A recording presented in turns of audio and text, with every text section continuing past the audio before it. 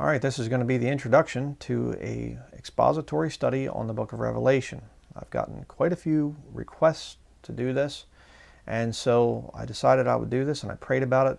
You know, Lord, what angle do you want me to use here on this study? And here's the angle I'm going to be using. 2 Timothy chapter 3 verse 16 says, "All Scripture is given by inspiration of God and is profitable for doctrine, for reproof, for correction, for instruction in righteousness, that the man of God may be perfect, thoroughly furnished unto all good works." And I got to thinking about it. I've been reading through Revelation and just going through it and reading it and reading it and reading it. That's typically what I'll do when I do an expository study. I won't just read it once and just kind of, go.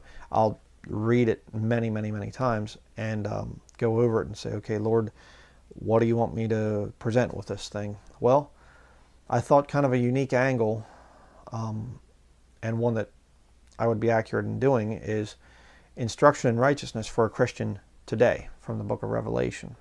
Kind of a unique spin on things, because most people try to teach Revelation as if they can understand it fully.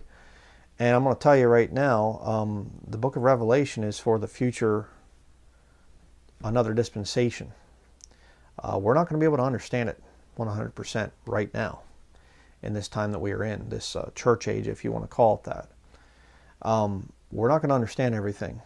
I mean, I can't tell you what life is going to be like when a third of the trees are burned up and all green grass is gone, water's turned into blood, a third of the people are dead. I can't exposit the scriptures for a time like that and understand everything that's going to happen in the book of Revelation. There's some things that are a mystery, and you get a lot of these commentators and things, and they'll act like they understand the whole book of Revelation, and we can just explain exactly what's going to happen. There's some tough parts in it, and so I just kind of thought to myself, instead of me just going through the book of Revelation and kind of winging it and going out off of the commentaries and things that I've read and the way I was taught, I thought, maybe I should just go through Revelation, and I'll talk about some of the stuff that's going to happen, certainly, in the book of Revelation, but what can we as Christians get from the book of Revelation for us today? So that's what I'm going to do with this study. I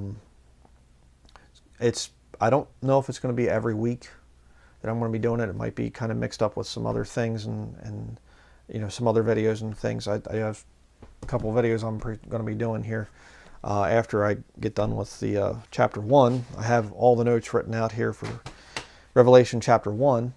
Lord showed me some really interesting things, but we'll see.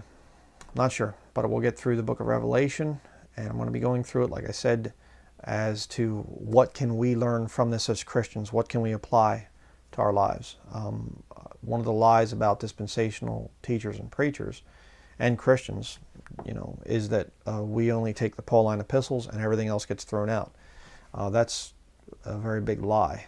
Okay, Paul himself talked about the things that are written aforetime are written for our learning. All right, the things in the Old Testament, you can go the whole way back through the Old Testament. There's a lot of instruction in righteousness. A lot of, things doctrinally will overlap. You'll get, doctrines that go the whole way through the Bible. Reproof, correction. There are some things that are condemned in Scripture back in the Old Testament, and they're still just as good today, that you can reprove people for. Correction is things that you can be corrected yourself about. So reproving is, hey, you're wrong for doing this. Why? Because the Bible said so. All right. Correction is, oh, I'm wrong for doing this. And instruction in righteousness is, okay, now what am I going to do about it? How am I going to change my life to be more righteous, to be more like the Lord? So that's what we're going to be going through the book of Revelation. We're going to be looking for doctrines that apply to the people in the time of Jacob's trouble, which is what the book of Revelation is about. We'll see doctrine for them that also lines up with us, but we're also going to be looking for some reproof, some things that we can be warned about that are going to be there in that time period, but that are also here today. Correction, some things that we can look at our own lives and examine ourselves and say, wow, that's really incredible. It goes on there, but it's also good for us to do, today, and also for instruction in righteousness.